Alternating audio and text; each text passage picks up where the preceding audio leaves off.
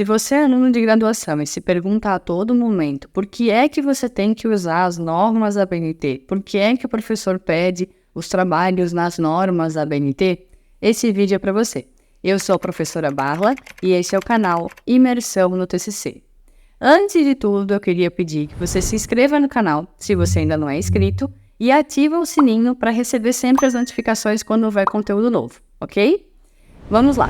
Normas ABNT. O que são essas benditas normas ABNT?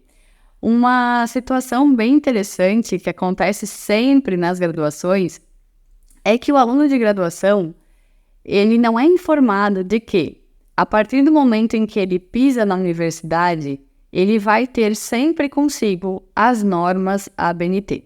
Qualquer trabalho, qualquer exercício que o professor solicitar, a expectativa do professor é de que o aluno entregue um trabalho padronizado de acordo com as normas ABNT. Mas o que são, então, essas normas ABNT? Bom, as normas ABNT, elas fazem parte das normas brasileiras, normas técnicas brasileiras, da Associação Brasileira de Normas Técnicas, a ABNT.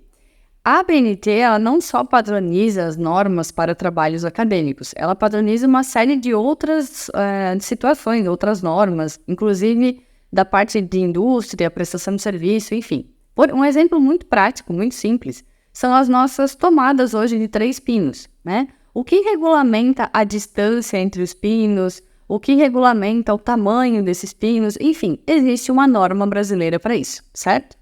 Nos trabalhos acadêmicos é a mesma coisa. A ideia por trás das normas ABNT é que elas padronizem os nossos trabalhos acadêmicos. Existem normas para resumos, apresentação de resumos, apresentação de sumários, numeração do trabalho acadêmico, a própria estrutura, formatação, margem, espaçamento. Existe a norma para apresentação de referências, existe a norma para o próprio artigo científico, as partes do artigo científico. E também, recentemente, nós tivemos a norma de citações atualizada agora em 2023, ok?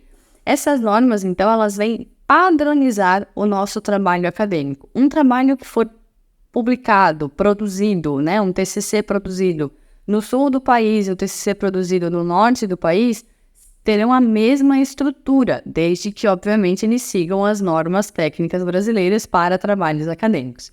Por isso, então, é que nós utilizamos as normas ABNT. São normas que padronizam o nosso trabalho acadêmico.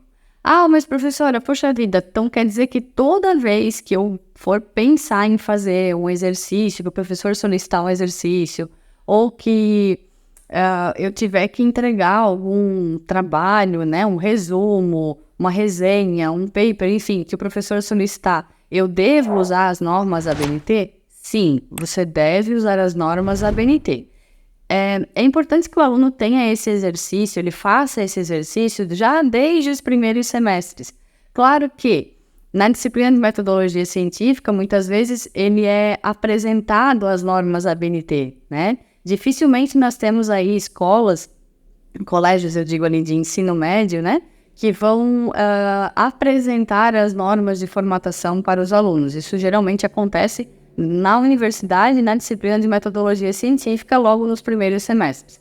Ótimo! A partir dali, a partir do momento em que você foi apresentado as normas ABNT, espera-se que você as utilize durante todas as construções, todos os trabalhos acadêmicos que você for desenvolver na sua trajetória de graduação. Uma curiosidade em relação ao uso das normas ABNT de formatação para trabalhos acadêmicos é que os alunos acabam extrapolando o uso dessas normas para fora do ambiente acadêmico. E esse uso dessas normas, o uso dessa formatação, dessa padronização, chama a atenção das pessoas que estão naquele outro ambiente. Se o aluno precisa ali elaborar um relatório, elaborar um documento que tenha uma capa, ou por acaso esse documento tem um sumário, às vezes é lá um manual, algo que precise ter uma numeração de página, enfim, ele utiliza dessa padronização.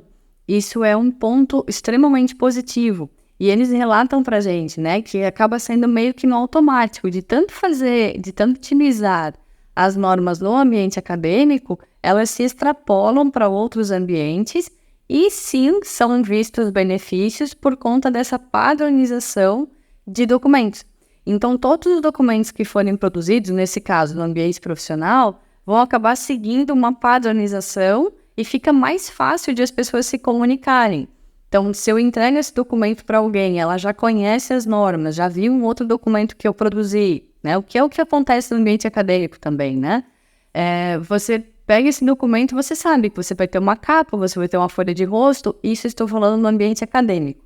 Não necessariamente no ambiente profissional você precisa seguir, eu preciso fazer uma capa, depois uma folha de rosto, depois dedicatório, seja lá a sequência que você vai utilizar. Não há necessidade.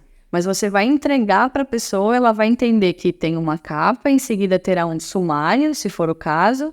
Nesse sumário terá a numeração, a descrição e o número de página. Numeração da seção, eu falo, descrição do que é a seção e o número de página, mais à direita, vai ficar tudo isso padronizado. Ela vai encontrar esses números de página sempre no mesmo local, por dentro daquele manual, relatório, enfim, e as páginas daquele documento estarão formatadas sempre da mesma forma. Fica meio redundante, né, falar formatadas da mesma forma, mas é exatamente isso, elas estarão sempre da mesma maneira, sempre do mesmo modelinho. E não sei se vocês já pegaram algum trabalho, se vocês já tiveram contato com algum trabalho escolar, vamos dizer assim, ou até mesmo de graduação, que a pessoa não segue as margens, que a pessoa não segue o espaçamento entre linhas, que o tamanho das fontes, da fonte em si, ele acaba sendo diferente. Então, uma hora no texto lá, a pessoa está escrevendo com fonte 12. Daqui a pouco ela passa para a fonte 14. Daqui a pouco ela volta para uma fonte 10. E aí fica uma coisa meio estranha, você não consegue ler direito. Obviamente nós conseguimos ler porque está ali escrito, né? Enfim, mas fica estranho aos nossos olhos e se incomoda, causa um certo desconforto. Então, se nós seguirmos as normas da ABNT de formatação, a gente vai trabalhar lá com a mesma fonte, do início ao fim do trabalho. Não importa se for Arial, Times New Roman ou qualquer outra fonte que você escolher, você vai ter lá uma sequência do trabalho inteiro, do relatório, do documento inteiro na mesma fonte. Claro que, professora, mas dá para usar outras fontes que não a Arial ou a Times? Na formatação, falando em ABNT, não. Nós costumamos trabalhar principalmente com essas duas fontes. Existe ainda alguns trabalhos acadêmicos, algumas universidades que preconizam apenas o uso de uma ou de outra. Mas aí são, como posso dizer, especificidades de cada uma das instituições, certo? Além das normas, o que é importante também comentar aqui, além das normas ABNT, que padronizam os trabalhos acadêmicos a nível Brasil, a nível nacional, cada universidade pode elaborar o seu manual de trabalhos acadêmicos.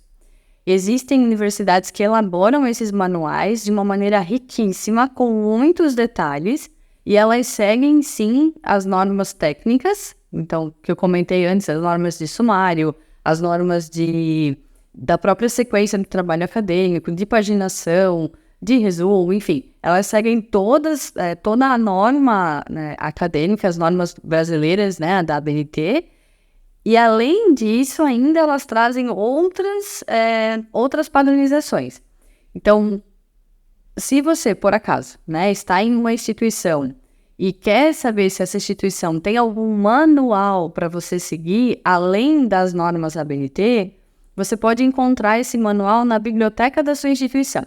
Se ele não estiver disponível fisicamente na biblioteca, muito provavelmente ele está na página da biblioteca da instituição, no formato online. Você pode fazer o download e usar ele à vontade, obviamente.